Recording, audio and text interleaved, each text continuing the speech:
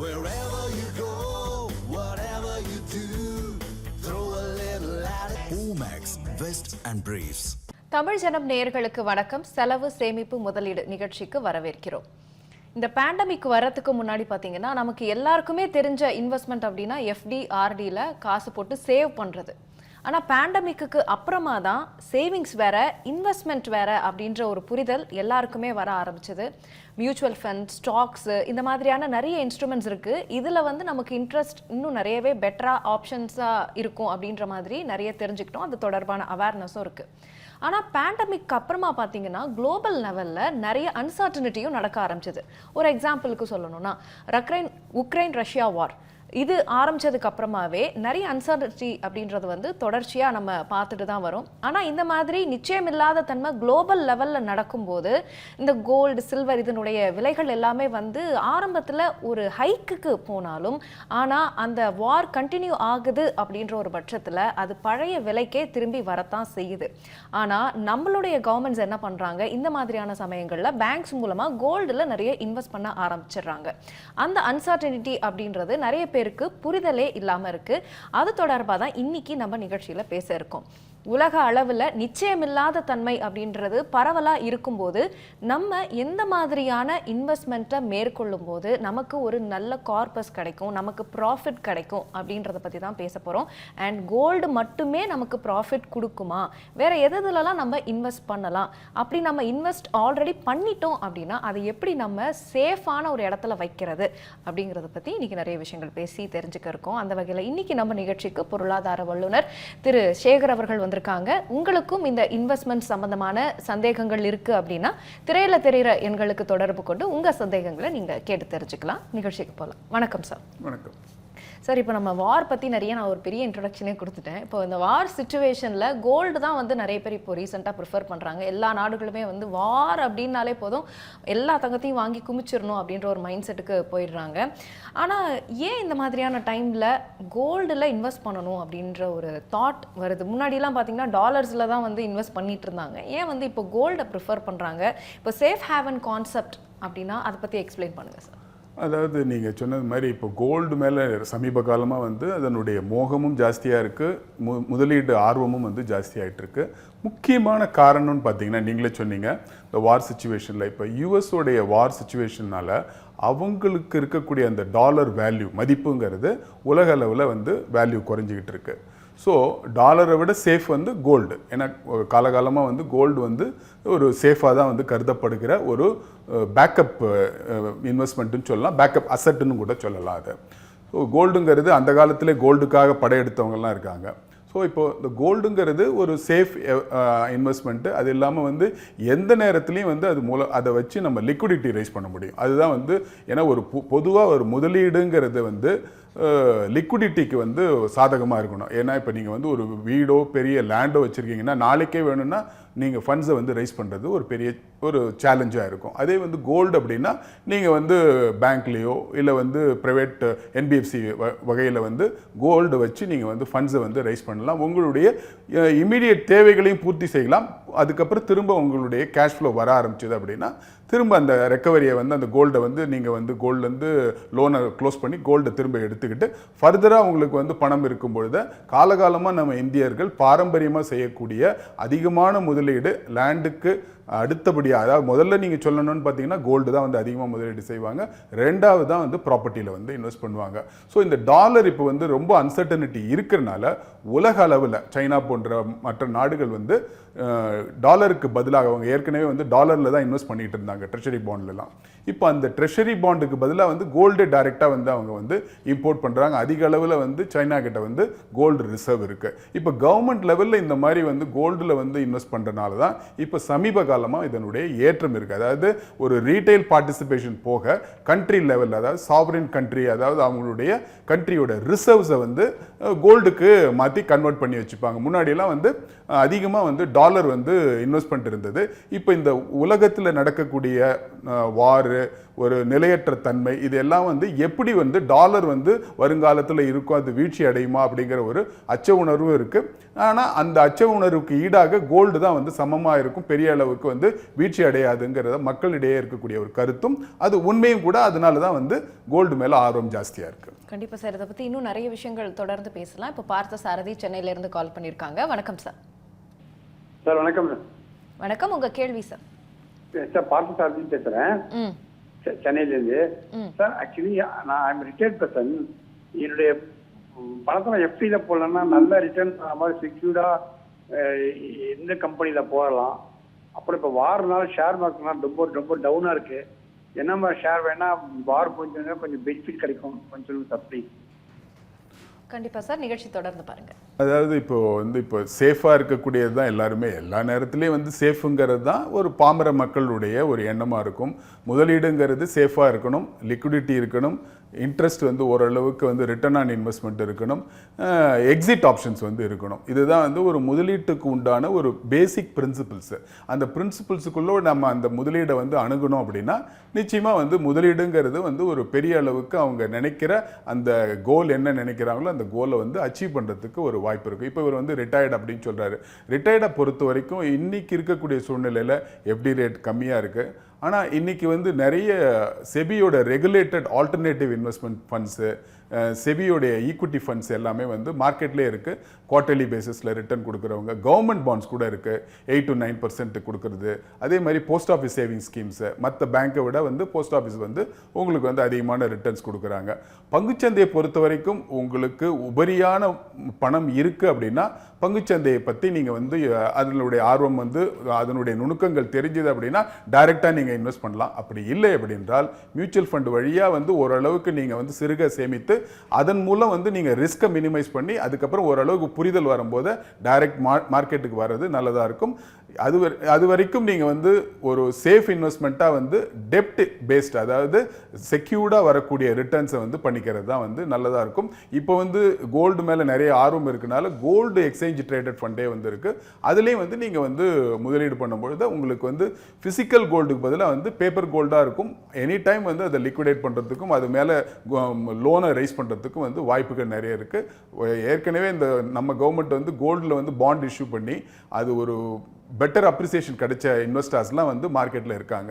அதனால் அது வந்து கோல்டையும் நீங்கள் வந்து ஒரு ஃபிசிக்கலுக்கு பதிலாக வந்து எலக்ட்ரானிக் வடிவத்தில் வாங்கும்பொழுது அது வந்து பெரிய ரிஸ்க் இல்லாமல் நீங்கள் வந்து லாக்கர்லாம் இல்லாமல் நீங்கள் வந்து பாதுகாப்பாக ஒரு முதலீடாக வந்து அமையும், நல்ல ரிட்டர்ன்ஸும் வந்து கிடைக்கும்.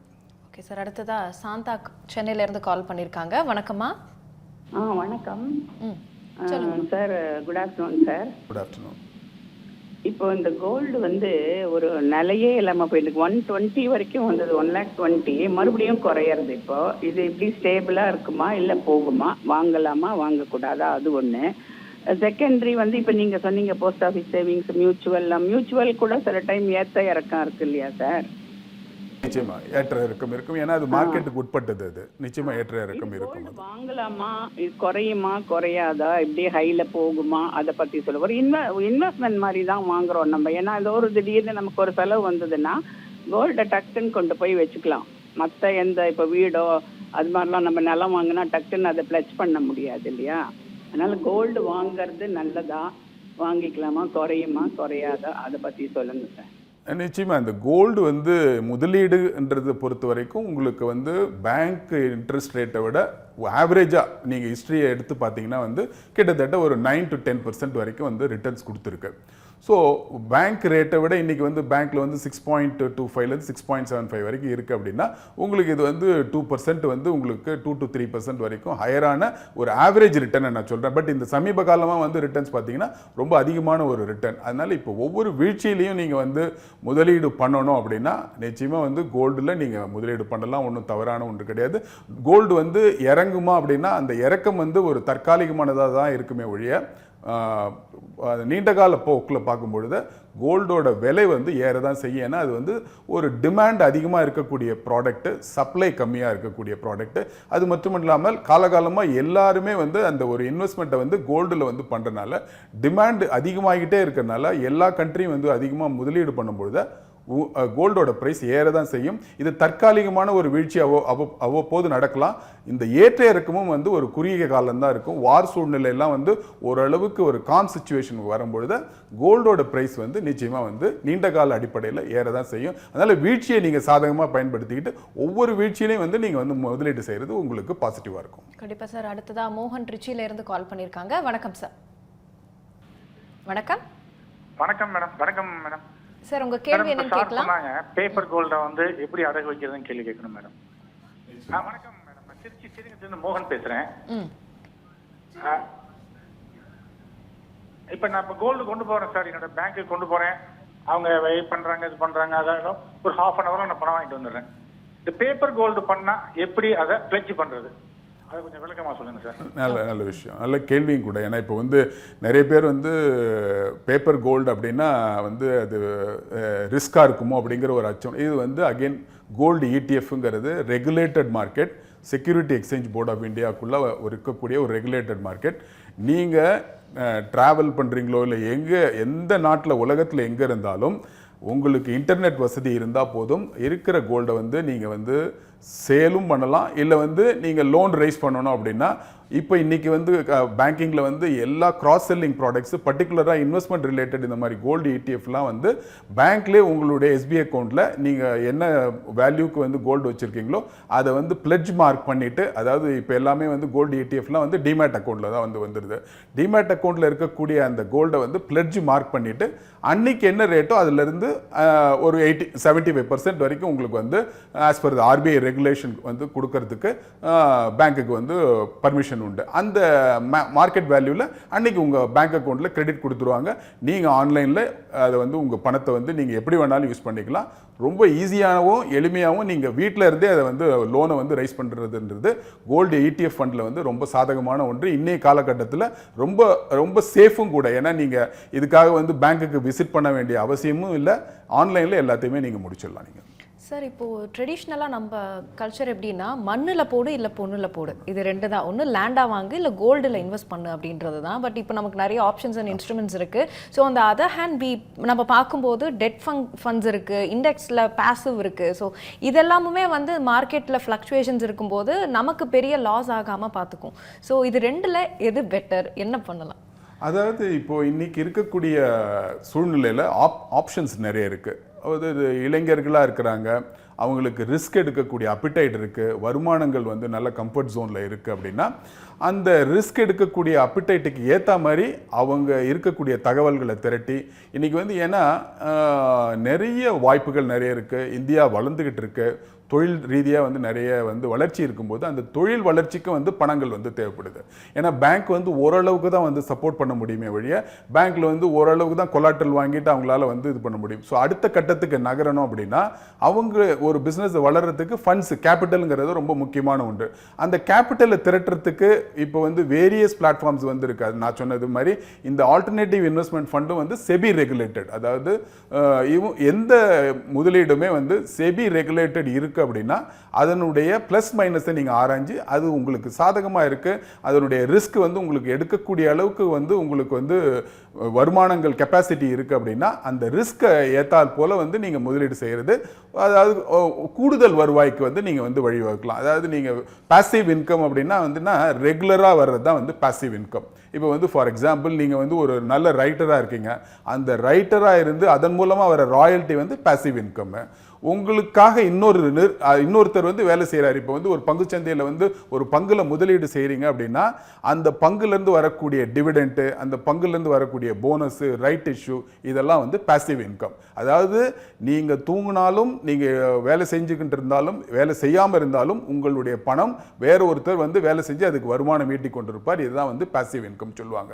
ஸோ இந்த பாசிவ் இன்கம்ங்கிறது ஒவ்வொருத்தருமே வந்து இன்னைக்கு இருக்கக்கூடிய இளைஞர்கள் ஃபாலோ பண்ண வேண்டிய ஒன்று. அண்ட் மிட் ஏஜில் இருக்கிறவங்க 35 இயர்ஸ்க்கு மேலே ஒவ்வொரு ஸ்டேஜ்லேயும் வந்து ரிஸ்க் அப்பிடைட் எப்படிங்கிறது அவங்களுடைய வருமானத்திற்கு ஏற்றாற் போல் அவங்க ரிஸ்க்கை வந்து ஒரு ஏஜுக்கு அப்புறம் வந்து ரிஸ்க் அதிகமாக எடுக்க வேண்டாம்னா பாசிவ் இன்கம், ஒரு ஏஜுக்கு அப்புறம் நம்ம ரிஸ்க் ரொம்ப மினிமைஸ் பண்ணிக்கலாம் அப்படின்னா டெப்ட் இன்வெஸ்ட்மெண்ட், அந்த மாதிரி பிரித்து அது ஏற்றாற் போல் வந்து தகவல்களை திரட்டி அந்த முதலீடு செய்கிறது அவங்களுக்கும் பாதுகாப்பாக இருக்கும், ரிட்டர்ன்ஸும் வந்து ஓரளவுக்கு வந்து சேஃபாக இருக்கும். Okay sir. அடுத்ததா சேகர் வேலூர்ல இருந்து கால் பண்ணியிருக்காங்க. வணக்கம் சார். வணக்கம் சார். வணக்கம், நீங்க இணைப்புல இருக்கீங்க. சார் எனக்கு வந்து 2 क्वेश्चंस இருக்கு. சார் நீங்க இணைப்புல இருக்கீங்க, நீங்க கேள்வி என்னன்னு கேட்கலாம். சார் நீங்க இணைப்புல தான் இருக்கீங்க, நீங்க உங்க क्वेश्चन என்ன அப்படின்றத கேளுங்க, உங்க சந்தேகம் என்ன அப்படிங்கறத கேளுங்க. ஓகே. இப்போ ஸ்மால் கேப் இன்வெஸ்ட்மெண்ட் உடைய இது வந்து ரொம்ப டவுன்ஃபாலாவே போயிட்டு இருக்கு இல்லையா? சொல்லுங்க சார். இப்போ திரும்ப அதுல வந்து இன்வெஸ்ட் பண்ணலாமா? திரும்ப அது வந்து ரீகெயின் ஆகுமா?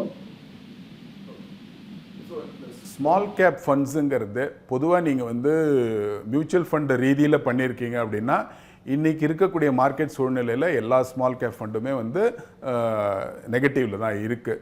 உங்களுக்கு இது வந்து ஃபர்தராக அந்த மியூச்சுவல் ஃபண்டில் இருக்கக்கூடிய ட்ராக் ரெக்கார்ட், பழைய ட்ராக் ரெக்கார்டை பேஸ் பண்ணி அது பர்ஃபார்மன்ஸ் லாஸ்ட்டு 3 இயர்ஸ் வந்து பர்ஃபார்மன்ஸ் நல்லா இருக்குது.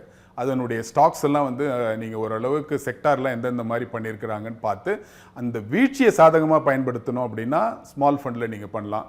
அப்படி இல்லைன்னா ஸ்மால் ஃபண்டை வந்து கொஞ்சம் ஒரு இந்த வார் சிச்சுவேஷன், ஒரு நார்மல் சிச்சுவேஷன் வர்ற வரைக்கும் நீங்கள் அதை வந்து ஹோல்ட் பண்ணிவிட்டு, ஏற்கனவே இருக்கிற முதலீடை வந்து ஹோல்ட் பண்ணிவிட்டு ஃப்ரெஷ் இன்வெஸ்ட்மெண்ட்ஸில் நீங்கள் எது வந்து ஒரு அளவுக்கு நம்மளுடைய கண்ட்ரிக்கு இப்போ லோக்கலாக இருக்கக்கூடிய சப்ளையை கேட்டர் பண்ணக்கூடிய நிறுவனங்கள், குறிப்பாக வந்து நீங்கள் வந்து எஃப்எம்சிஜியாக இருக்கட்டும், ஃபார்மாவாக இருக்கட்டும். எஃப்எம்சிஜினா எப்போவுமே வந்து நம்ம ஊர் ஆளுங்களுக்கு ஃபுட்டு தேவை.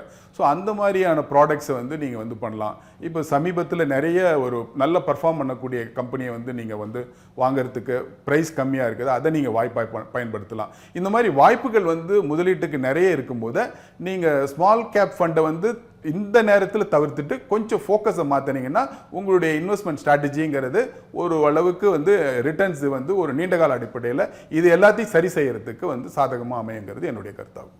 Okay sir. அடுத்ததாக சண்முகம் சென்னையில இருந்து கால் பண்ணியிருக்காங்க. வணக்கம் சார். சார் மேடம் வணக்கம் மேடம். உங்க கேள்வி. சார் வணக்கம் சார். சார் உங்க கேள்வி என்னன்னு சொல்லலாம். ஓகே ஓகே சார், ஒரே ஒரு கேள்வி தான் எனக்கு. கோல்டு, சில்வர் இல்லை கிரிப்டோ, இது 3த்துல எதுக்கு இன்வெஸ்ட் பண்ணா நம்பிக்கையா இருக்கும், லாபம் வரும் sir? Gold, silver and crypto. Gold silver வந்து நீங்கள் சேஃபாக பண்ணலாம். கிரிப்டோ வந்து ஏன்னா ஒரு அசெட்டுங்கிறது கண்ணுக்கு தெரியணும், இல்லை அசெட் பேக்கடாக இருக்கணும். இப்போ கோல்டு எக்ஸ்சேஞ்ச் ட்ரேடட் ஃபண்ட் அப்படின்னா இப்போ நீங்கள் வந்து ஒரு கிராம் தங்கம் வாங்குறீங்கன்னா அந்த 1 கிராம் ஈக்குவலண்ட்டாக வந்து அவங்களுடைய வாலெட்டில் வந்து தங்கம் இருக்கும். கிரிப்டோ வந்து எந்த ஃபார்மில் இருக்கும், அதாவது அது எந்த ஃபார்மில் இல்லாத ஒரு வடிவத்தில் போய் முதலீடு செய்கிறதுங்கிறது ஒரு பெரிய ரிஸ்க் இருக்குது. அது ஒரு கிட்டத்தட்ட கேம்லிங் மாதிரி தான், அது ஸ்பெக்குலேட்டிவ் மாதிரி தான். அதிகமான பணம் இருக்குது அப்படின்னா அந்த ஏரியாவுக்கு போகலாம். அதுவுமே வந்து என்னை பொறுத்த வரைக்கும் பர்சனலாக வந்து கிரிப்டோங்கிறத அவாய்ட் பண்ணிடணும். கோல்டு அண்ட் சில்வர் நீங்கள் வந்து முதலீடு பண்ணலாம். அதில் வந்து என்னுடைய ஃபஸ்ட்டு ப்ரிஃபரன்ஸ் முதலீடு அப்படின்ற போது ஃபிசிக்கல் கோல்டுக்கு பதிலாக எக்ஸ்சேஞ்ச் ட்ரேடட் ஃபண்டில் நீங்கள் போட்டுக்கலாம். நீங்கள் என்றைக்கு உங்களுக்கு ஃபிசிக்கலாக ஒரு வீட்டில் ஒரு நல்ல நிகழ்வு, அதுக்கு தேவை கோல்டு ஆர்னமெண்ட்ஸ் வாங்கணும் அப்படின்னும் போது அன்னைய தேதியில் வந்து அந்த ரேட்டில் நீங்கள் கோல்டை விற்றுட்டு அதுக்கு ஈக்குவலண்ட்டாக, ஏன்னா இந்த எக்ஸ்சேஞ்ச் ட்ரேடட் ஃபண்டுங்கிறது 24 கேரட்டில் இருக்கிறது, உங்களுக்கு ஆர்னமெண்ட்டுங்கிறது 22 கேரட்டில் இருக்குது. ஸோ 22 கேரட்டில் நீங்கள் மார்க்கெட்டில் வந்து நீங்கள் தேவையானதை உங்களுடைய பூர்த்தியை செஞ்சுக்கலாம். ஸோ தேவையில்லாத நேரத்தில் நீங்கள் வாங்கும்போது கூலி சேதாரம் இதெல்லாம் வந்து தவிர்த்துட்டு இதில் மினிமம் ப்ரோக்கரேஜ் ஈஸியாக ஹேண்டில் பண்ணிக்கலாம். பேப்பராக இருக்கிறதுனால சேஃப்டி இருக்குது, லாக்கருக்குலாம் நீங்கள் போக வேண்டாம். அதனால gold and silver is the best investment at this junction. Okay sir. அடுத்ததா முருகன் நாகர்கோயில இருந்து கால் பண்ணியிருக்காரு. வணக்கம் சார். வணக்கம் சார். வணக்கம், உங்க கேள்வி. மாலை வணக்கம். சார், இந்த கோல்டு இடிஎஃப் அப்புறமேட்டு சில்வர் இடிஎஃப் இந்த மாதிரி உள்ள இன்வெஸ்ட்மெண்ட்னால கிடைக்கக்கூடிய வருமானத்துக்கு வருமான வரி சம்பந்தப்பட்ட விஷயங்களை கொஞ்சம் தெளிவாக சொல்லும்படி அன்பாக கேட்டுக்கொள்கிறேன். ஓகே. எனி இன்வெஸ்ட்மெண்ட் இப்போ வந்து லாங் டேர்மாக இருக்கட்டும் இல்லை வந்து ஷார்ட் டேர்மாக இருக்கட்டும், அதை வந்து இப்போ கவர்மெண்ட் வந்து இன்கம் டேக்ஸ் வந்து ஓரளவுக்கு ஒரு பெரிய அளவுக்கு காம்ப்ளிகேட் இல்லாமல் ஸ்ட்ரைட்டாகவே வந்து 12.5% வந்து டிடெக்ட் பண்ணிவிட்டு நீங்கள் வந்து அதை வந்து கேபிட்டல் கெயின், அதாவது உங்களுடைய இப்போ ஃபார் எக்ஸாம்பிள் கேபிட்டல் கெயின் அப்படிங்கிறது இன்றைக்கி வந்து ஒரு 1000 ரூபாய்க்கு வாங்கியிருக்கீங்க.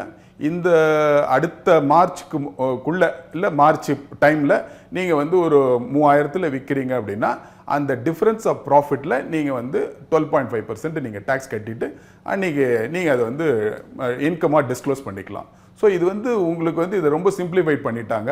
இது இல்லாமல் எளிமையாகவும் இருக்கும் உங்களுக்கு வந்து, அதாவது உங்களுடைய லாஸ் வந்தாலும் இதை நீங்கள் வந்து கேரி பண்ணிக்கலாம். அதாவது இதில் ஒரு அட்வான்டேஜ் என்னென்னா, all equity related or market related investment எல்லாத்துக்குமே வந்து, சப்போஸ் நீங்கள் கோல்டு 1000 ரூபாய்க்கு வாங்கியிருக்கீங்க, ஏதோ ஒரு காரணத்தினால 500 ரூபா வருது, நான் உதாரணத்துக்காக சொல்கிறேன், வந்துருச்சுனால அந்த லாஸை உங்களுடைய இன்கம் டேக்ஸில் 8 இயர்ஸ் வரைக்கும் நீங்கள் வந்து கேரி ஓவர் பண்ணி அந்த லாஸை வந்து அட்ஜஸ்ட் பண்ணிக்கலாம். ஸோ இதெல்லாம் வந்து ஒரு அட்வான்டேஜ். நீங்கள் முதலீடு செய்யும்போது இதெல்லாம் வந்து லாஸ் வந்துட்டா என்ன பண்ணுறது அப்படின்னா, லாஸ் வந்து நீங்கள் இன்கம் டேக்ஸில் அட்ஜஸ்ட் பண்ணிக்கிறதுக்கு வாய்ப்பு இருக்குது. ப்ராஃபிட் வரும்போது அதை நீங்கள் வந்து அடுத்த இன்கம் டேக்ஸில் அதை நீங்கள் வந்து அட்ஜஸ்ட் பண்ணிக்கலாம். ஸோ இதெல்லாம் வந்து அட்வான்டேஜ் இருக்குது.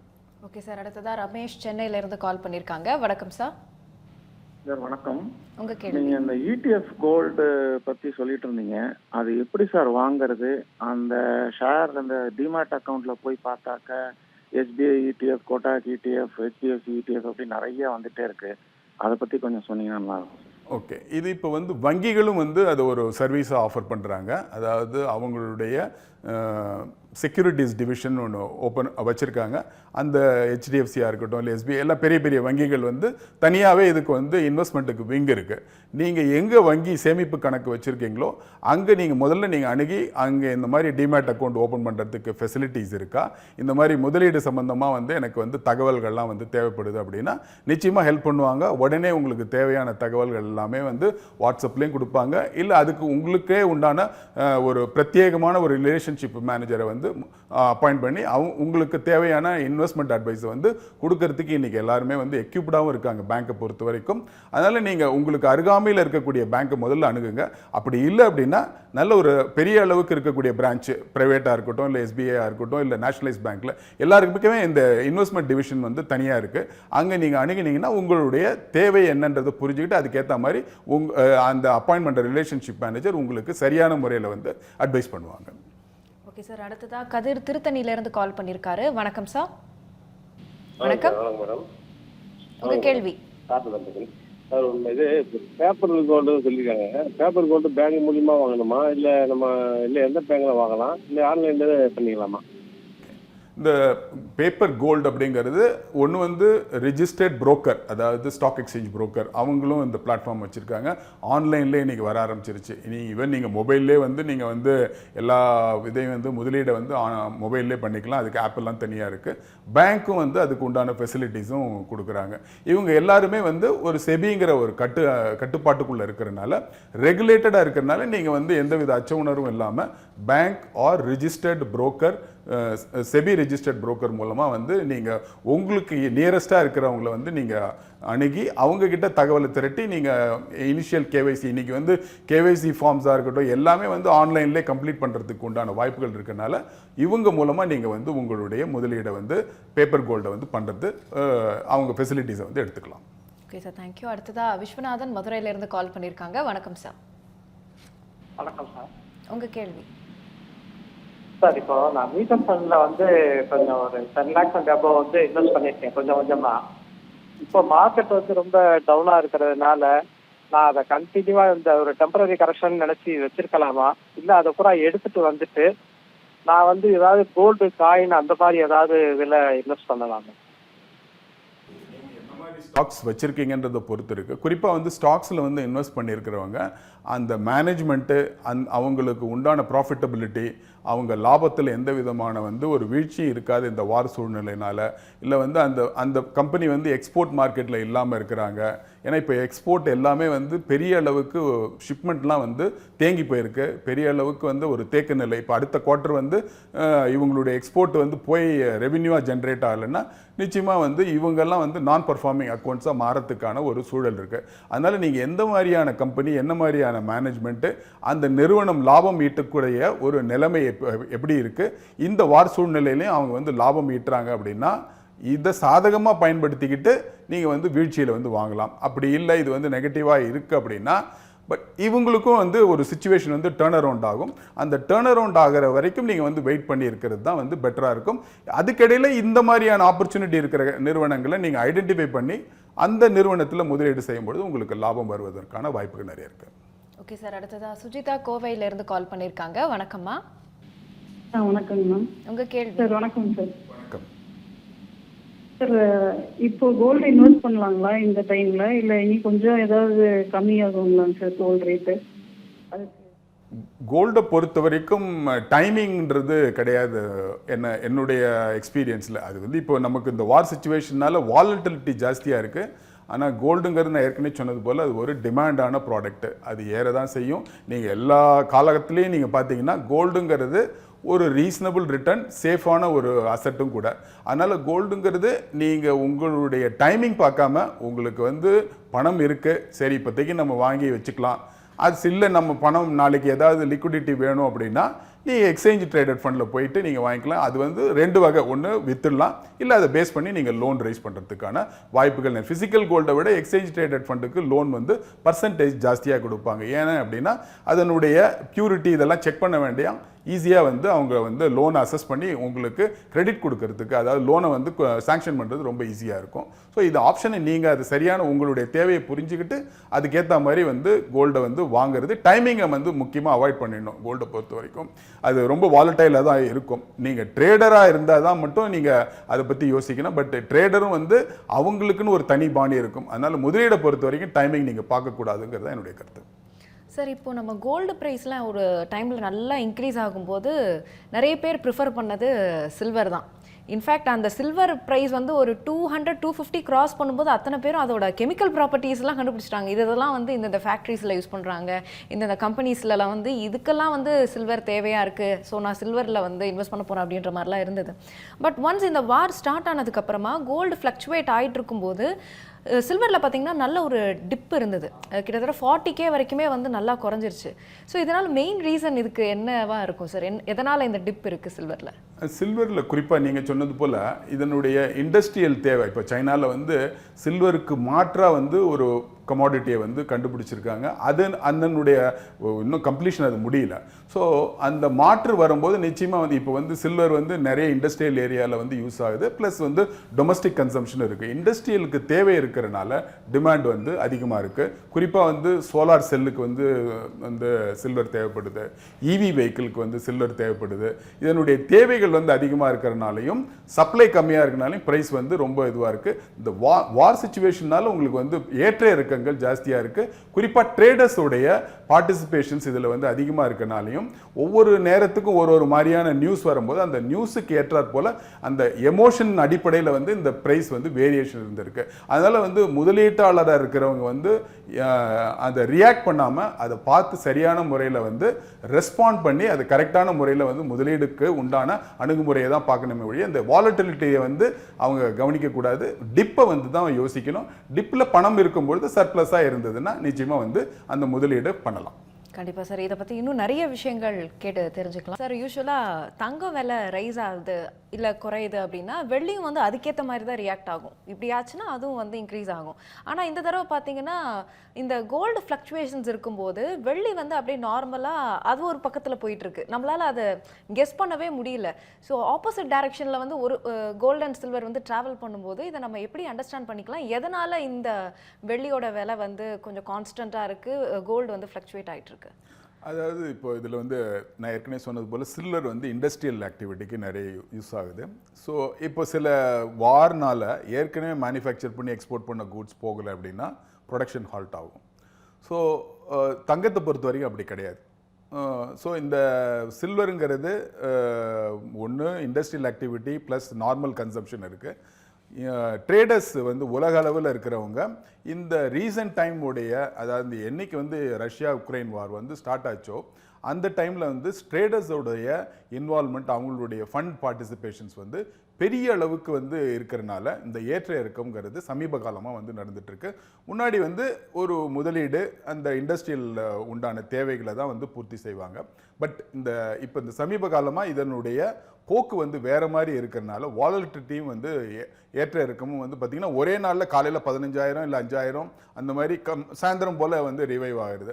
ஸோ இந்த மாதிரி நேரத்தில் என்ன பண்ணோம் அப்படின்னா இந்த மாதிரி வாலட்டிலிட்டியாக இருக்கக்கூடிய எனி இன்வெஸ்ட்மெண்ட்டாக இருக்கக்கூடிய எந்த ப்ராடக்டையுமே வந்து நீங்கள் வந்து டச் பண்ணாமல் இருக்கிறது தான் என்னுடைய பர்சனல் அட்வைஸ். ஏன்னா எந்த பொருள் மேலே ரொம்ப வாலட்டிலிட்டி இருக்கோ அது ஒரு நிலையற்ற தன்மையில் இருக்குது. அது ஒரு நிலையான ஒரு வர்ற வரைக்கும் கொஞ்சம் வெயிட் பண்ணி பண்ணுறது தான் வந்து பெட்டரான ஒரு இன்வெஸ்ட்மெண்ட் இன்வெஸ்ட்மெண்ட் அப்ரோச்சாக இருக்கும்.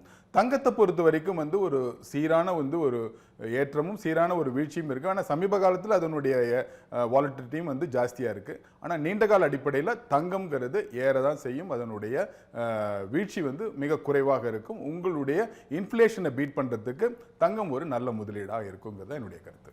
சார், இப்போ ரீட்டைல் இன்வெஸ்டர்ஸ்னு வரும்போது அவங்க சில்வரில் இன்வெஸ்ட் பண்ணுறதுக்கு இது ரைட்டான டைமாக இருக்குமா? ரீட்டைல் இன்வெஸ்டர்ஸ்ன்னு சொல்லும்போது அவங்க வந்து இப்போது தங்கத்தை விட சில்வரை விட தங்கத்தில் முதலீடு ஃபஸ்ட்டு ப்ரிஃபரன்ஸாக வச்சுக்கலாம். இல்லை அவங்களுக்கு வந்து இன்வெஸ்ட்மெண்ட்டுக்கு உண்டான கேபிட்டல் கம்மியாக இருக்குது அப்படின்னா சில்வரை செகண்ட் ப்ரிஃபரன்ஸாக பண்ணலாம். அந்த ப்ரிஃபரன்ஸ் ஆஃப் இன்வெஸ்ட்மெண்ட்டும் வந்து கோல்டு எக்ஸ்சேஞ்ச் ட்ரேடட் ஃபண்டடாக பண்ணால் இல்லை சில்வர் எக்ஸ்சேஞ்ச் ட்ரேடட் ஃபண்டடாக பண்ணால் சேஃபாக இருக்கும். சார், இப்போ இந்த தடவை பார்த்தீங்கன்னா வார் ஸ்டார்ட் ஆகும்போது ஒரு நல்ல ஹைக் இருந்த கோல்டு வந்து இப்போ கொஞ்சம் குறைஞ்சிக்கிட்டு இருக்கு. யூஸ்வலாக இந்த மாதிரியான டைமில் சென்ட்ரல் பேங்க்ஸ் வந்து நிறைய tons and tons of gold வந்து அவங்க சேஃப்டிக்கு வாங்கி வைப்பாங்க. ஸோ எதனால் இந்த தங்கம் விலை குறைந்தது? இது வந்து சென்ட்ரல் பேங்க்ஸ் வந்து ஸ்டாப் பண்ணிட்டாங்களா தங்கம் வாங்குறதா, இல்லை யூஎஸ் டாலர்ஸில் இன்வெஸ்ட் பண்ணுறது இன்க்ரீஸ் ஆயிருக்கா? என்ன ரீசன்? ரெண்டுமே இல்லை.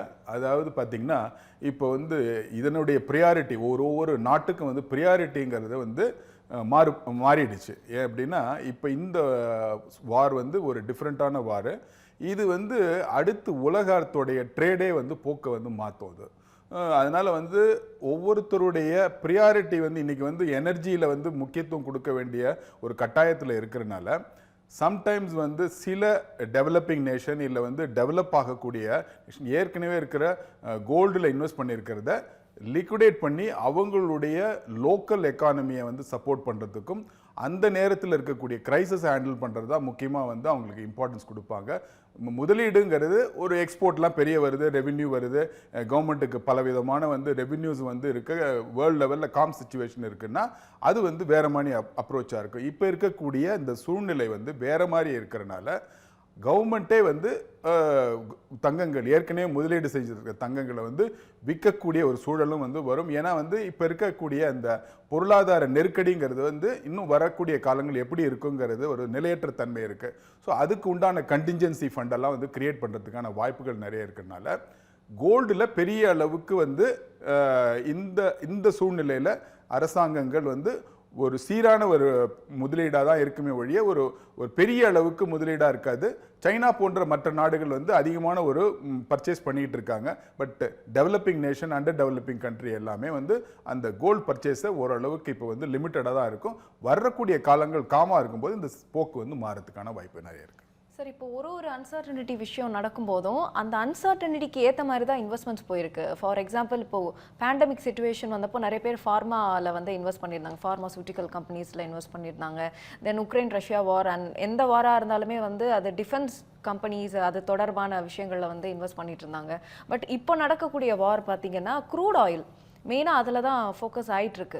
மேபி அந்த க்ரூட் ஆயிலில் வந்து இப்போ இதுக்கப்புறம் இன்வெஸ்ட் பண்ணுறதுக்கான வாய்ப்புகள் இருக்கா? க்ரூட் ஆயில் அது சம்மந்தமான துறைகள், அதோட பயன்பாடு தேவை இருக்கக்கூடிய துறைகளில் இன்வெஸ்ட்மெண்ட்ஸ் அதிகமாகிறதுக்கு வாய்ப்பு இருக்கா, இல்லை அதில் பண்ணுறது நல்லதா?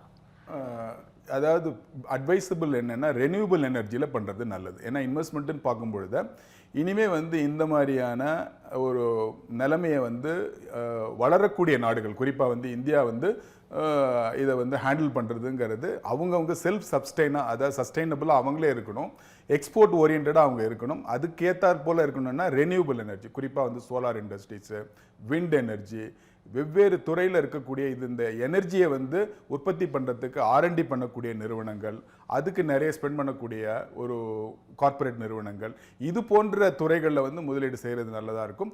க்ரூட் ஆயிலுங்கிறது இனிமேல் வந்து கோயிங் ஃபார்வர்டு வந்து அது நேச்சுரல் ரிசோர்ஸஸ் தானே, அது எவ்வளோ இருக்கோ அது வரைக்கும் தான் நம்ம எடுக்க முடியும். பட் சூரிய சக்தியாக இருக்கட்டும், இல்லை ரெனியூபிள் எனர்ஜியாக இருக்கட்டும், இயற்கையாக கொடுத்துருக்கக்கூடிய சக்தியை பயன்படுத்தி அதை வந்து எந்த அளவுக்கு வந்து எனர்ஜியாக கன்வெர்ட் பண்ண முடியுமோ அது இந்தியாவுக்கு வந்து சாதகமாக இருக்குது. ஏன்னா இந்தியாவை பொறுத்த வரைக்கும் ஆர்டிஃபிஷியல் இன்டெலிஜென்ஸை யூஸ் பண்ணி நிறைய புதிய R&D பண்ணி எனர்ஜி ப்ரொடக்ஷனை வந்து என்ஹான்ஸ் பண்ணுறதுக்கான வாய்ப்புகள் நிறைய இருக்குது. நம்ம பிரதம மந்திரியும் வந்து அதை தான் சொல்லியிருக்காரு. ஏன்னா நம்மளுடைய எரிசக்தியை வந்து நாம் வந்து இண்டிபெண்ட்டாக இருக்கணும் அப்படிங்கிறது சொல்லியிருக்காரு. அதனால் க்ரூட் ஆயில் முதலீடு பண்ணுறதை தவிர்த்துட்டு ரெனியூபிள் எனர்ஜி தயாரிக்கக்கூடிய நிறுவனங்கள், சோலார் பவர் தயாரிக்கக்கூடிய நிறுவனங்கள், இல்லை அதை தயாரிக்கக்கூடிய உதிரி பாகங்கள் தயாரிக்கக்கூடிய நிறுவனங்கள்.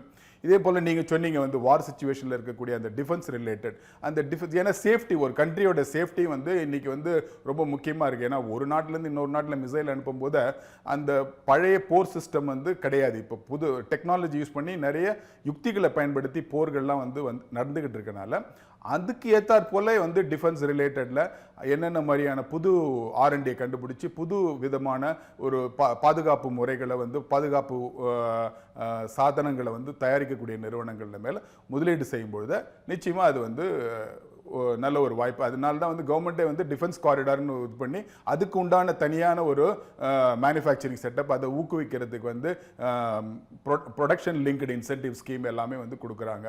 ஸோ இந்த மாதிரியான ஐடென்டிஃபிகேஷன், ஏன்னா இந்தியா வந்து நம்ம இனிமேல் வளரணும் அப்படின்னா நாமளும் தன்னிறைவாக இருக்கணும், நம்மளுடைய பொருட்கள் வந்து வெளிநாட்டுக்கு ஏற்றுமதி ஆகணும். அந்த மாதிரியான ஒரு சூழ்நிலை வரும்பொழுது தான் நம்மளுடைய ரூபாயினுடைய வீழ்ச்சி வந்து இல்லாமல் நம்ம ரூபாய் வந்து ஸ்ட்ராங்காக இருக்கிறதுக்கும் இங்கே பொருளாதார ரீதியாக ஒரு ஸ்ட்ராங்காக இருக்கிறதுக்கான வாய்ப்புகள் நிறைய இருக்குது. ஸோ அந்த மாதிரியான துறைகளை வந்து தொலைநோக்கு பார்வையில் பார்த்து முதலீடு செய்கிறது தான் நல்லதாக இருக்கும்.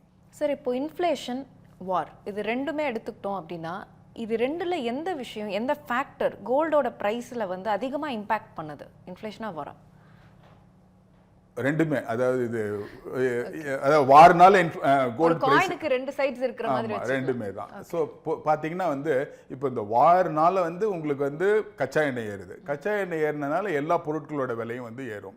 ஸோ இப்போ ரொம்ப சிம்பிள், கேஸ் வந்து தட்டுப்பாடு ஏற்பட்டோன்னா ஹோட்டல்லாம் வந்து எல்லாமே வந்து மாறிட்டுருச்சு. ஸோ ஒவ்வொரு தனிநபருடைய ஒரு பர் மந்த் இவ்வளோ எக்ஸ்பென்சஸ் பண்ணிட்டு இருக்காருன்னா இந்த ஒரு 15 நாளில் அவர் கணக்கெடுத்து பார்த்தாருன்னா அவருடைய செலவு வந்து நிச்சயமாக வந்து ஜாஸ்தியாக தான் இருக்கும். ஸோ நிச்சயமாக வந்து வாருங்கிறது ஒன்று வரும்பொழுது இந்த க்ரூட் ஆயிலோட ப்ரைஸ் வந்து இம்பாக்ட் ஆகுது. க்ரூட் ஆயில் வந்து இம்பாக்ட் ஆகும்போது இன்ஃப்ளேஷன் வந்து வரும். ஸோ இந்த கோல்டு ப்ரைஸுங்கிறது ஒரு ஏன் அப்படின்னா இன்ஃப்ளேஷனை வந்து பீட் பண்ணுறதுக்கு கோல்டை வந்து சேஃப் இன்வெஸ்ட்மெண்ட்டாக பண்ணிக்கிட்டு இருக்காங்க. கோல்டு வந்து நம்ம இம்போர்ட் பண்ணி தான் நம்ம பண்ணுறனால அதுக்கு உண்டான வந்து ருப்பி, அதுக்கு உண்டான வந்து டாலர் வீழ்ச்சியை வந்து நம்ம வந்து ஈடுகட்ட வேண்டும். அதனால டாலர் ஏற்றம் ஒன்று, ருப்பி வீழ்ச்சி ஒன்று, இது எல்லாமே வந்து ஃபேக்டர் ஆகும் பொழுது கோல்டு ப்ரைஸும் வந்து நம்ம இந்தியாவை பொறுத்த வரைக்கும் வந்து அதிகமாக வந்து இருக்குது. இதுதான் வந்து ஒரு காரணம்.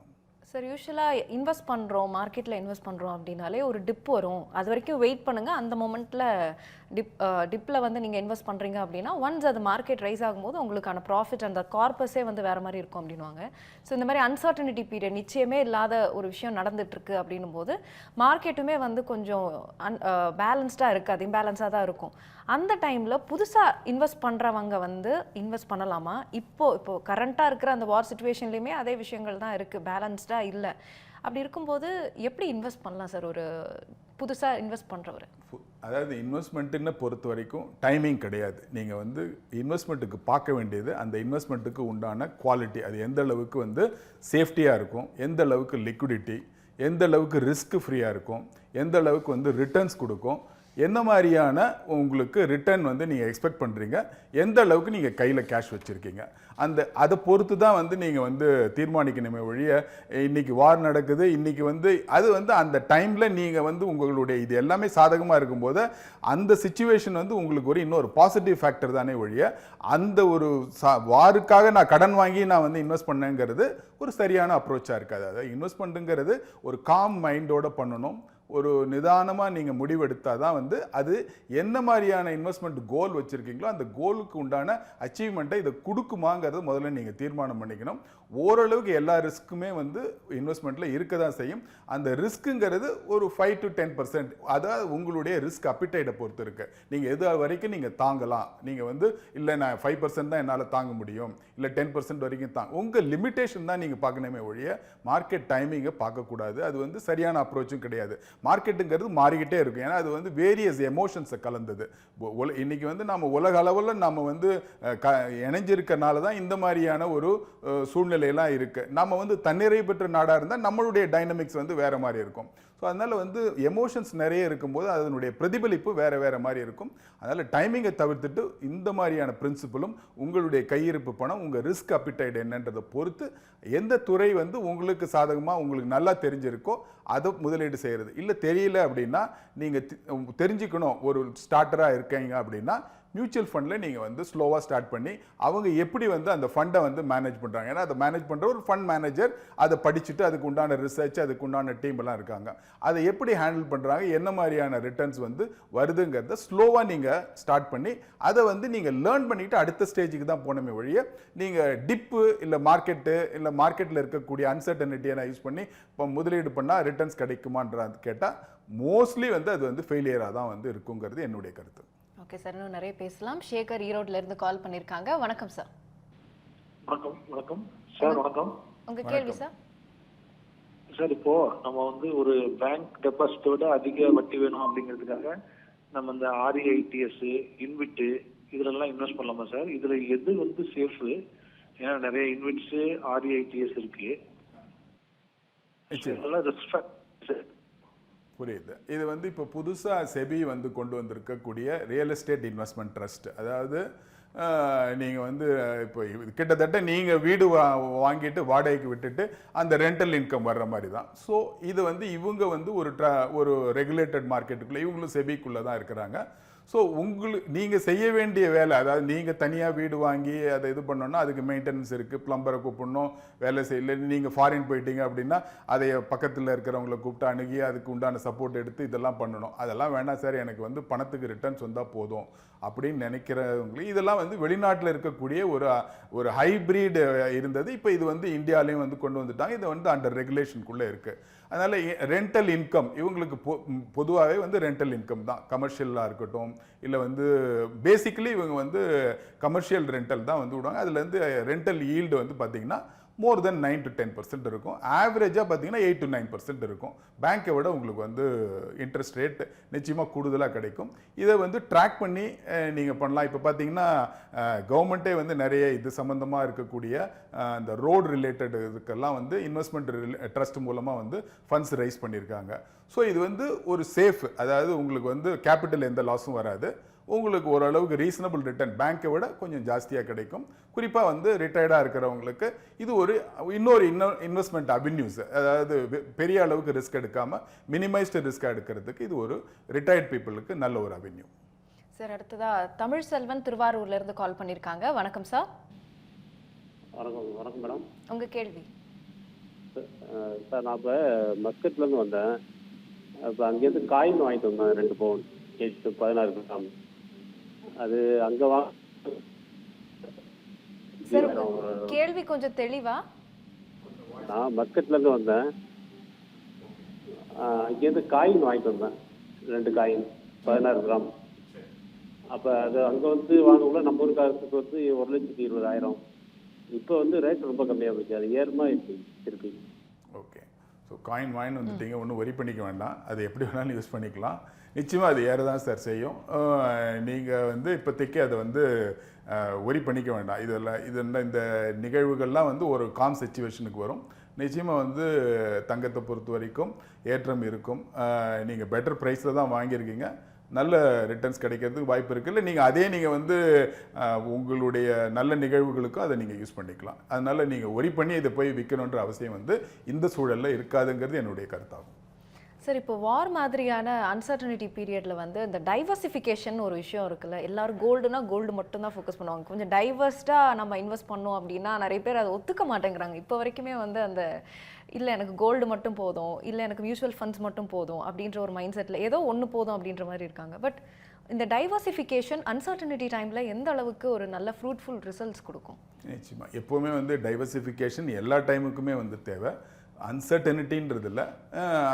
டைவர்சிஃபிகேஷன் வந்து ஒன்று கைவிட்டாலும் இன்னொன்று வந்து ஒரு நல்ல ஒரு லாபத்தை கொடுக்கக்கூடிய ஒரு சூழ்நிலையாக இருக்கும். அதனால தான் வந்து இன்வெஸ்ட்மெண்ட்டுங்கிறது ஒரு பரவலாக இருக்கணும். அதாவது வெறும் இன்வெஸ்ட்மெண்ட் ரெண்டல் இன்கம் கேட்டகரியில் மட்டும் இல்லாமல், வெறும் கோல்டு மட்டும் இல்லாமல், இல்லை வெறும் ஈக்விட்டி மட்டும் இல்லாமல், இல்லை வந்து வெறுமனை வந்து ஆல்டர்னேட்டிவ் இன்வெஸ்ட்மெண்ட் மட்டும் இல்லாமல், அதாவது நீங்கள் உங்களுடைய இன்வெஸ்ட்மெண்ட் பிளானிங்கிறது ஒரு கம்ப்ளீட் பிளானிங்காக நீங்கள், அதாவது உங்களுடைய எப்படி வந்து லஞ்ச் வந்து ஒரு கம்ப்ளீட் பஃபே லஞ்சாக இருக்கணும் அப்படின்னா, ஒரு பூர்ணமாக இருக்கணும் அப்படின்னா அதை நீங்கள் தான் தேர்ந்தெடுக்கிறீங்க. அதனால் வந்து இது அன்சர்டனிட்டி இல்லாமல் எல்லா டைமுக்குமே வந்து ஒரு போர்ட்ஃபோலியோ, இன்வெஸ்ட்மெண்ட் போர்ட்ஃபோலியோங்கிறது டைவர்சிஃபைடாக இருந்தது அப்படின்னா, அதாவது யங் ஏஜில் இருக்கிறவங்க வந்து டைவர்சிஃபைடாக உங்களுக்கு வந்து நிறைய இன்ஃபர்மேஷனுக்கு திரட்டுறதுக்கு வாய்ப்புகள் நிறைய இருக்குது.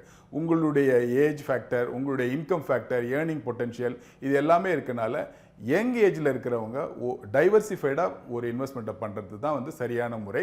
ஓரளவுக்கு வந்து நீங்கள் வந்து ஒரு ஏஜ் அட்டைன் பண்ணிட்டீங்க, சேஃபாக இருக்கணும், பெரிய அளவுக்கு ரிஸ்க் எடுக்க வேண்டாம்னா ஒரு ஃபிக்ஸடாக இன்கம் ஆவரேஜ் ரிட்டர்ன் பேங்க்கை விட நான் எனக்கு ஒரு அளவுக்கு 2 to 3% ஜாஸ்தியாக இருக்கிற மாதிரி ரிட்டர்ன் இருந்தால் போதும் அப்படின்னா அந்த ஸ்டேஜில் நீங்கள் வந்து ஒரு ஃபிக்ஸடாக இருக்கக்கூடிய இன்கம் யோசிக்கலாம். அது வரைக்கும் இருக்கிறது டைவர்சிஃபைடாக பண்ணும்பொழுது நல்ல நீங்கள் ரிஸ்க் ரிவார்டு ரேஷியோ தான், எந்த அளவுக்கு ஹை ரிஸ்க் எடுக்கிறீங்களோ உங்களுடைய ரிவார்டு அது இருக்கும். ஸோ ஒரு 5 இன்வெஸ்ட்மெண்ட் போர்ட்ஃபோலியோவில் வந்து 3 நல்ல ஒரு ரிட்டர்ன்ஸ் கொடுக்குது, 2 ஆவரேஜ் கொடுக்குதுன்னா உங்களுக்கு overall return more than 12 to 15% work out ஆகுதுனாலே நல்ல ஒரு அக்குமுலேஷன் கிடைக்கும். உங்களுடைய இன்வெஸ்ட்மெண்ட்டும் வந்து க்ரோ ஆகிறதுக்கான வாய்ப்புகள் நிறைய இருக்குது. கண்டிப்பாக சார், தொடர்ந்து பேசலாம். வீரவேல் கடலூர்ல இருந்து கால் பண்ணியிருக்காங்க. வணக்கம் சார். வணக்கம் மேடம், உங்க பேர் தெரிஞ்சுக்கலாமா சார்? உங்க பேர்? என் பேரா சார்? உங்க கேள்வி கேளுங்க, அதுக்கப்புறமா நான் என் பேர் சொல்றேன் சார். நம்ம தொடர்ந்து பேசலாம் சார். இப்போ இந்த கிரிப்டோ மாதிரியான விஷயங்கள் இப்போ ஒரு நேரு கூட கேட்டிருந்தாங்க. ஸோ கோல்டு மாதிரி இந்த மாதிரி அன்சர்டனிட்டி டைமில் நமக்கு ஒரு ப்ராஃபிட் கொடுக்குமா, இல்லை எதுவுமே வந்து கிரிப்டோ நம்மளை கொஞ்சம் கன்ஃபியூஸ் பண்ணுமா? கிரிப்டோ வந்து கன்ஃபியூஸ் பண்ணுறது மட்டும் இல்லாமல் அது வந்து இந்தியாவை பொறுத்த வரைக்கும் ரெகுலேட்டட் மார்க்கெட்டுக்குள்ளே கிடையாது. அதுக்கு டேக்ஸ் பர்சன்டேஜும் ஜாஸ்தி. பொதுவாக வந்து இது ஸ்பெக்குலேட்டிவ் இன் நேச்சராக இருக்கிறதுனால அதை தவிர்க்கிறது தான் நல்லது. அடுத்தது இப்போ இந்த இந்தியன் மார்க்கெட் வந்து இந்த வார் டைமில் வருது அப்படின் போது டைரெக்டாக இம்பேக்ட் பண்ணுமா சார், இல்லை எப்படி? அது வார் மாதிரியான சமயங்களில் இந்தியன் மார்க்கெட் இருக்கு இல்லையா, அது வந்து டைரெக்டாக இம்பேக்ட் பண்ணுமா? ஏன்னா நம்ம வந்து க்ரூட் ஆயில், நம்ம நேச்சுரல் ரிசோர்ஸஸ்ன்றதே நம்ம பேசின மாதிரி அது வேறு தான். நம்ம வந்து சன், விண்ட் அப்படின்னு சொல்லிட்டு ரெனியூபிள் எனர்ஜியை தான் நம்ம ஃபோக்கஸ் பண்ணுற ஒரு நாடாக இருக்கும். ஸோ அந்த மாதிரி டைரெக்டாக இம்பேக்ட் பெரிய அளவில் பண்ணுமா? நிச்சயமாக பண்ணும். சமீபத்திலே பண்ணியிருக்கேன். ஒரு இப்போ பார்த்தீங்கன்னா ஸ்ட்ரெயிட் ஆஃப் ஹார்மூஸில் வந்து கேஸ் வராது, இல்லை கேஸ் தட்டுப்பாடு வரும்போது அங்கே இன்னும் வார் தொடரும் போது ஸ்டாக் மார்க்கெட்டில் உடனே எதுவாக இருந்தாலும் நீங்கள் ஸ்டாக் மார்க்கெட்டோட ரிஃப்ளெக்ஷனை வந்து பார்த்து தெரிஞ்சுக்கலாம். ஸோ ஸ்டாக் மார்க்கெட் வந்து இந்த மாதிரியான எமோஷன்ஸுக்கெல்லாம் உட்பட்டது தான். ஸோ அதனால தான் நீங்கள் வந்து அந்த எமோஷன்ஸ் நேரத்தில் வந்து உங்கள் முதலீடு வந்து இருக்கக்கூடாதுன்றது சொல்லுது. உங்கள் முதலீடுங்கிறது ஒரு பிரின்சிபல் பேஸ்டாக இருக்கணும். உங்களுக்கு கையில் என்ன இருக்குங்கிறது பார்க்கணும், உங்களுக்கு ரிஸ்க் என்ன இருக்குங்கிறத பார்த்துக்கிட்டு தான் நீங்கள் வந்து பண்ணணும். அதனால் குறிப்பாக இந்த கிரிப்டோ இந்த மாதிரியான ஒரு இதெல்லாம் வந்து அவாய்ட் பண்ணிடணும். இந்த வார் சிச்சுவேஷன்ன்றது நிச்சயமாக நம்ம நாட்டை பொறுத்த வரைக்கும் பெரிய அளவுக்கு வந்து இம்பேக்டை வந்து ஏற்படுத்தி இருக்கு. ஒரே நாளில் வந்து பார்த்தீங்கன்னா 3 லட்சம் கோடி வந்து மார்க்கெட் கேப் வந்து லாஸ் ஆயிருக்கு. பட் அது வந்து நீங்கள் லாஸை வந்து புக் பண்ணாதான் வந்து லாஸ், இல்லைன்னா அது நோஷனல் லாஸ். பட் இருந்தாலும் வந்து ஒரு மார்க்கெட் கேப்புங்கிறது லாஸ் ஆயிருக்கு. இது வந்து மார்க்கெட்டுக்கே உண்டான ஒரு நிகழ்வு. எந்த ஒரு வாராக இருக்கட்டும், இல்லை வந்து எந்த ஒரு வேர்ல்டில் இருக்கக்கூடிய எந்த ஒரு அன்சர்டனிட்டி இல்லை வந்து ஒரு நெகட்டிவான ஈவெண்ட் வந்து நம்மளுடைய மார்க்கெட்டில் வந்து ரிஃப்ளெக்ட் ஆகும். அதனால் வந்து மார்க்கெட் வந்து வீழ்ச்சியும் அடையும். அந்த நேரத்தில் நீங்கள் ஆல்ரெடி அனலைஸ் பண்ணி வச்சுருக்கக்கூடிய நிறுவனங்கள், ஃபண்டமெண்டலாக நல்லா இருக்கக்கூடிய நிறுவனங்கள், அதுக்கு வந்து ஸ்கோப் நிறைய இருக்கக்கூடிய நிறுவனங்களில் வந்து அந்த நேரம் தான் நீங்கள் சாதகமாக பயன்படுத்திக்கிட்டு உங்கள் கையில் இருக்கக்கூடிய கேஷை வந்து யூஸ் பண்ணி நீங்கள் முதலீடு பண்ணணும். அப்படி இல்லைன்னா கேஷை வந்து கையில் வச்சுக்கிறது தான் வந்து ஒரு புத்திசாலித்தனமும் கூட. ஏன்னா கேஷ் வந்து எப்போவுமே வந்து உங்களுக்கு வந்து ஒரு கம்ஃபர்ட் ஜோன் மட்டும் இல்லை, ஒரு சேஃபும் கூட. எனி கைண்ட் ஆஃப் அ கிரைசிஸை வந்து ஹேண்டில் பண்ணுறதுக்கு அது வந்து ஒரு பக்குவமான மனநிலையை வந்து உங்களுக்கு வந்து கொடுக்கும். சார், இப்போ இந்த வார் சம்பந்தமான செய்திகள் வருது, இல்லை ஏதோ ஒரு பிரேக்கிங் நியூஸ் வருது அப்படின்னா அதை பற்றி நம்ம தொடர்ந்து பேசலாம். ஸ்ரீதேவி சென்னையிலேருந்து கால் பண்ணியிருக்காங்க. வணக்கம். வணக்கம் மேடம். உங்கள் கேள்வி பேசலாமா? கண்டிப்பாக. Hello sir, good evening sir. Good evening சொல்லுங்க. ஆக்சுவலி வந்துட்டு நான் ரத்தன் இந்தியாவில் ஒரு 1600 ஷேர் வச்சிருக்கேன் சார். ஓகே. அது வந்துட்டு பார்த்தீங்கன்னா நான் வாங்கும்போது 58 சம்திங், இந்த 58 0.3ல வாங்கினேன். இப்போ பார்த்தீங்கன்னா 28 சம்திங்க்கு குறைஞ்சிச்சு, நியர்லி 26-27ல இருக்கு. ஸோ இது ஆவரேஜ் பண்ணால் சேஃபுங்களா, இல்லை பண்ணுறது வந்து சேஃப் இல்லையா அப்படின்னு தெரிஞ்சுச்சான்னு பார்த்தேன். நிச்சயமாக அது இந்த இண்டிவிஜுவல் ஸ்டாக்கை பற்றி நான் ட்ராக் பண்ணல.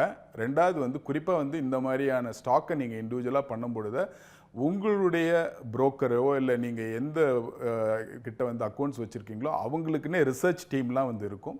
அந்த ரிசர்ச் டீமில் வந்து நீங்கள் அணுகி சரியான அதாவது இதில் வந்து இப்போ இவ்வளோ தூரம் இறங்கி இருக்குன்னா எந்த ஃபேக்டர்னால இறங்கி இருக்குன்னு பார்க்கணும். ஒன்று அதாவது எக்ஸ்டர்னல் ஃபேக்டரா இல்லை கம்பெனிலே வந்து லாபம் ஈட்டக்கூடிய வாய்ப்புகள் குறைஞ்சிருச்சா இல்லை கம்பெனி மேனேஜ்மெண்ட் வந்து வீக்காக இருக்கா, இந்த காரணிகள் எல்லாம் சரியான முறையில் நீங்கள் பார்த்துட்டு அதுக்கேற்ற மாதிரி ஏன்னா ஆவரேஜ் பண்ணுறதுங்கிறது ஜஸ்ட் ப்ரைஸ் இறங்கி இருக்கிறங்கிறதுக்காக ஆவரேஜ் பண்ணுறது கூடாது. முதல்ல விலை ஏன் இவ்வளோ தூரம் இறங்கி இருக்குங்கிறது அதான் நான் சொன்னேன். நான் உங்களுடைய ரிஸ்க் லெவல் எந்த பர்சன்டேஜ் எவ்வளோ வரைக்கும் போகலாம் அதுக்குள்ளே நீங்கள் வந்து இன்ஃபர்மேஷனை வந்து கேதர் பண்ண ஆகி தான் ஆகணும்.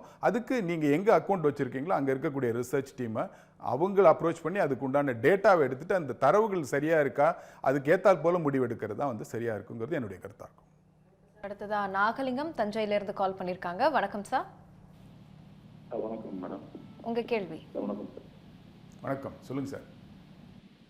சார் எனக்கு 2 கொஸ்டின் இருக்கு. ஒன்று வந்து எனக்கு கொஞ்சம் ஸ்மால் கேப் மியூச்சுவல் ஃபண்ட் வச்சிருந்தேன், ஒரு 3 years வச்சிருக்கேன் ஆக்சுவலாக. என்ன மியூச்சுவல் ஃபண்ட் பேர் சார்? டாடா ஸ்மால் கேப் அப்படிங்கிறது. ஓகே. ஸோ என்னாச்சு, இப்போ ஒரு 40% இருந்தது ப்ராஃபிட்டில். இப்போ ஒரு இப்போ கொஞ்ச நாள் பார்க்க விட்டுட்டேன். நாட் அரௌண்ட் 1% 0% ஏதோ இருக்கு, மைனஸ் ஆல்மோஸ்ட் நெகட்டிவ்ல போயிருக்கு. என்னோட கொஸ்டின் வந்து should I sell this and வேற ஏதாவது அந்த கேஷ் வச்சு வேற ஏதாவது ஸ்டாக் வாங்கலாமா இல்லை ஜஸ்ட் கீப் த கேஷ்? இன்னொன்று வந்து கொஞ்சம் கேஷ் எக்ஸ்ட்ரா வச்சிருக்கேன், அதை வந்து அப்படியே வச்சிருக்கலாமா, கொஞ்சம் மார்க்கெட் கட்டினதுக்கப்புறம் ஏதாவது ஸ்டாக் வாங்கிக்கலாமா, இப்போ உடனே வாங்கிக்கலாமா அப்படின்ட்டு. ஓகே. குறிப்பாக இந்த டாட்டா ஸ்மால் கேப் இதெல்லாம் நான் இன்னும் ட்ராக் சரியாக பண்ணல. ஏற்கனவே முன்னாடி சொன்ன நேயருக்கு தான், உங்களுக்கு யார் மூலமாக நீங்கள் வந்து இந்த மியூச்சுவல் ஃபண்டோ வாங்குறீங்களோ இல்லை எந்த பேங்க் மூலமாக நீங்கள் வாங்குறீங்களோ, இப்போ எல்லாருமே ரிசர்ச் டீம் வச்சுருக்காங்க, எக்ஸ்க்ளூசிவாக வச்சுருக்காங்க. டேட்டாவை தான் நீங்கள் பார்க்கணும். அது எதனால் வந்து இந்த அளவுக்கு வீழ்ச்சியாக இருக்குது, காரணம் என்ன, அதை நீங்கள் பார்த்துட்டு அதுக்கேற்ற மாதிரி தான் முடிவெடுக்கணும். ரெண்டாவது, இப்போ நீங்கள் கேஷ் வச்சுருக்கீங்க, அதாவது இந்த காரணியினால், அதாவது இந்த வாருங்கிற ஒரு காரணியினால் நான் முதலீடு பண்ணுறேன் அப்படிங்கிறத தவிர்த்துட்டு கம்பெனியில் நான் இதை வந்து ரொம்ப நாளாக பார்த்துட்டு இருந்தேன், இதோட ப்ரைஸ் வந்து இறங்கியிருக்கு, இது வந்து எனக்கு சரியான தருணமாக இருக்கும் அப்படின்னா நிச்சயமாக உங்களுடைய சர்ப்ளஸ் கேஷை இன்வெஸ்ட்மெண்ட்டுக்கு பயன்படுத்தி கொள்ளலாம். சார், நிகழ்ச்சியோட நிறைவு பகுதிக்கு வந்துட்டோம். இப்போ நம்ம அன்சர்டனிட்டி அப்படின்னு சொல்லிட்டு ஒரு பிரேக்கிங் நியூஸ் பார்க்குறோம் அப்படின்னாலே காமன் பீப்புளெலாம் ரொம்ப பயந்து போயிடுறாங்க. பட் ஸ்டில் இன்வெஸ்ட் பண்ணணும். ஒரு காமன் இன்வெஸ்டராக இந்த மாதிரியான அன்சர்டனிட்டி டைம்லேயும் வந்து நம்ம கொஞ்சம் ஸ்டேபிளாக ரேஷ்னலாக இன்வெஸ்ட் பண்ணணும் அப்படின்னா நீங்கள் என்ன சொல்லுவீங்க? இல்லை இன்வெஸ்ட் பண்ணலாமா வேணாமா இந்த மாதிரி அன்சர்டனிட்டி டைமில்? இல்லை, அன்சர்டனிட்டி டைம் தான் வந்து ஒரு ஆப்பர்ச்சுனிட்டி. பட் அது வந்து காம் அப்ரோச் தான் வந்து சரியான அப்ரோச்சாக இருக்கும். ஒரு முதலீட்டாரை பொறுத்த வரைக்கும் அந்த அன்சர்டனிட்டிங்கிறது ஒரு ஆப்பர்ச்சுனிட்டி. பட் அது வந்து எல்லா டைமும் கிடைக்காது. அந்த டைமுக்கு முன்னாடியே நீங்கள் ப்ரிப்பேர் பண்ணியிருக்கீங்க, நீங்கள் த்ரூ அவுட் உங்கள் லைஃப் சைக்கிளில் வந்து ஏர்னிங் பீரியடில் நிறைய தரவுகள், நிறைய டேட்டா இதெல்லாம் வந்து அனலைஸ் பண்ணி வச்சுருக்கீங்க. அந்த ஐடென்டிஃபை பண்ணியிருக்கிறது இப்போ பார்த்தீங்கன்னா, குறிப்பாக ஒரு எக்ஸாம்பிளுக்காக சொல்கிறேன் நான். அந்த ஸ்டாக்கை பற்றி, ஒரு பேங்க் ஸ்டாக்கு சமீபத்தில் ஒரு ஃப்ராட் நடந்திருக்கு. உடனே அந்த பேங்க் வந்து அவ்வளோ பணத்தையும் வந்து உடனே அடுத்த நாள் இமீடியட்டாக செட்டில் பண்ணுறாங்க. It means the management is has got a good principle, good approach. So இந்த மாதிரியான செய்திகளை நீங்கள் வந்து உன்னிப்பாக கவனிக்கணும்.